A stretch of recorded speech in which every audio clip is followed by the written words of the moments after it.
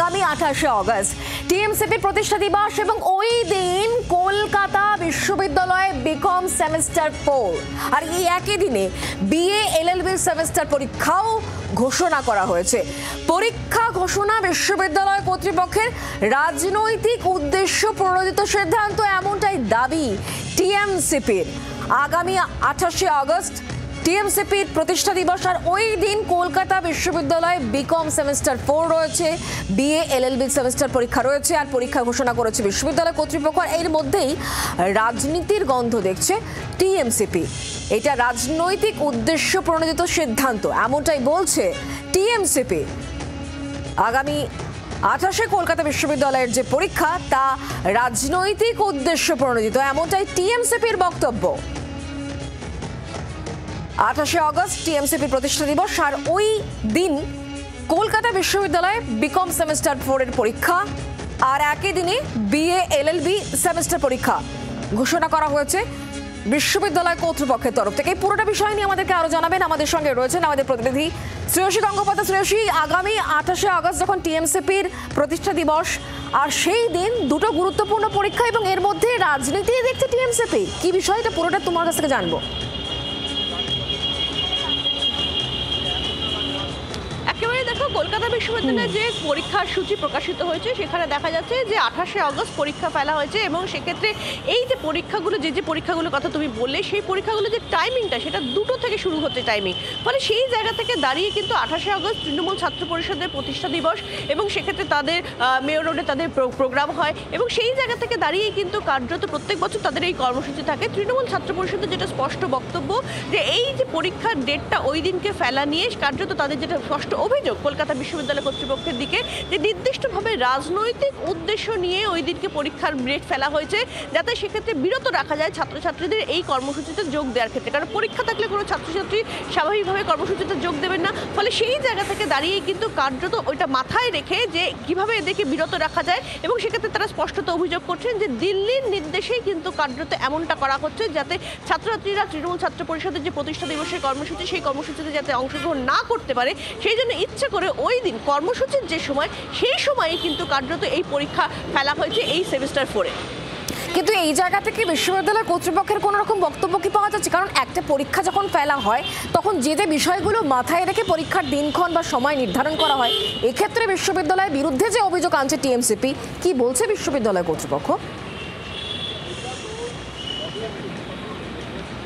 দেখো, এখনো পর্যন্ত বিশ্ববিদ্যালয় কর্তৃপক্ষের তরফে নির্দিষ্ট এই নিয়ে বক্তব্য জানা যায়নি। তার কারণ বিশ্ববিদ্যালয়ের উপাচার্য এই মুহূর্তে উপাচার্যের দায়িত্বে যিনি রয়েছেন তিনি কিন্তু এই মুহূর্তে বিশ্ববিদ্যালয়ে রাজভবনে এসেছেন। রাজভবনে রাজ্যপালের সঙ্গে উপাচার্যদের যে শিডিউল মিটিং রয়েছে 2:30 থেকে, সেই মিটিংয়ে যোগ দিতে তিনি এসেছেন। ফলে এক্ষেত্রে এখনো পর্যন্ত কিন্তু তার এই বিষয়টা নিয়ে এখনো পর্যন্ত প্রতিক্রিয়া জানা যায়নি। ধন্যবাদ শ্রেয়সী আমাদের সঙ্গে সরাসরি থাকার জন্য। তৃণমূল ছাত্র পরিষদের সাধারণ সম্পাদক অভিরূপ চক্রবর্তী, তার সঙ্গে আমরা কথা বলেছিলাম। তিনি কি বলছেন, তার অভিযোগ কি, বক্তব্য কি, শোনাবো।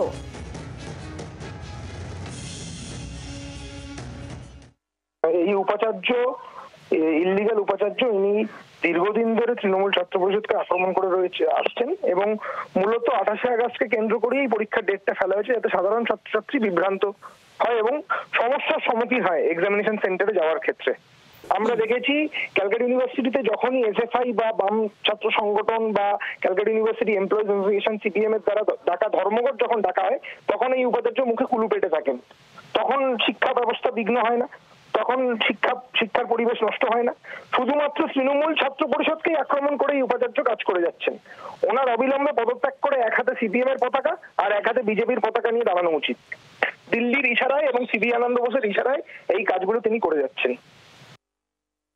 উপাচার্যের পদত্যাগ করা উচিত, এমনটাই টিএমসিপির বক্তব্য। কারণ তাদের তরফ থেকে যে অভিযোগ করা হচ্ছে, আগামী 28শে অগস্ট টিএমসিপির যখন প্রতিষ্ঠা দিবস আর ওই দিন ইচ্ছাকৃতভাবেই পরীক্ষার দিনক্ষণ ঠিক করা হয়েছে। বিশ্ববিদ্যালয়ের তরফ থেকে বিকম সেমিস্টার 4 রয়েছে এবং একই দিনে বিএ এলএলবি সেমিস্টার পরীক্ষার কথা ঘোষণা করা হয়েছে। আর এই ঘোষণা করা হয়েছে বিশ্ববিদ্যালয় কর্তৃপক্ষের তরফ থেকে। কিন্তু এই সিদ্ধান্তের পেছনে আসলে রাজনৈতিক উদ্দেশ্য রয়েছে, এমনটাই দাবি করছে টিএমসিপি। এমনটাই বলা হচ্ছে টিএমসিপির তরফ থেকে। আগামী 28 তারিখ টিএমসিপির প্রতিষ্ঠা দিবস, আর ওই দিনই কলকাতা বিশ্ববিদ্যালয়ের বিকম সেমিস্টার 4 এবং বিএ এলএলবির সেমিস্টার পরীক্ষা ঘোষণা। এখানেই অভিযোগ রয়েছে টিএমসিপির। এসএফআই এর রাজ্য সম্পাদক দেবাঞ্জন দে এই মুহূর্তে আমাদের সঙ্গে রয়েছেন টেলিফোন লাইনে। দেবাঞ্জন, এই যে টিএমসিপির তরফ থেকে বলা হচ্ছে যেদিনকে টিএমসিপির প্রতিষ্ঠা দিবস সেদিনকে একেবারে জেনে বুঝে পরীক্ষার দিনক্ষণ স্থির করা হলো, আসলে এর মধ্যে রাজনীতি আছে, উপাচার্যের এক্ষুনি পদত্যাগ করা উচিত, এই বক্তব্য, এই দাবি টিএমসিপির, আপনি কি বলবেন?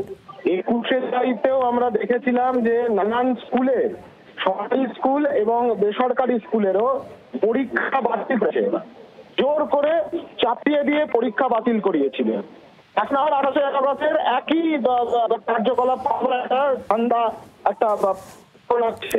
তৃণমূল করে দেয় কবে বিশ্ববিদ্যালয়ের পরীক্ষা হবে, কবে পরীক্ষা হবে না, টিএমসিপির রাজ্যের নেতারা তারা ঠিক করে দেবে। এই মাতব্বরি করার মানে এই ঔদ্ধত্যের জায়গাটা পায় কোথা থেকে? আমরা বারবার বলছি এই মাতব্বরি ক্যাম্পাসের মধ্যে দিনের পর দিন টিএমসিপি চালিয়ে আসছে। তার সেই মাতব্বরির, সেই দাদাগিরির একটা পার্ট হলো এইরকম ভাবে ইন্টারভেন করে পরীক্ষা বাতিল করানো, আরো নানা ধরনের মাতব্বরি ওই কলকাতা বিশ্ববিদ্যালয়ের মধ্যে টিএমসিপির বাহবাগার নেতারা, সমস্ত রাজ্যের নেতারা তারা গিয়ে দিনের পর এসছে।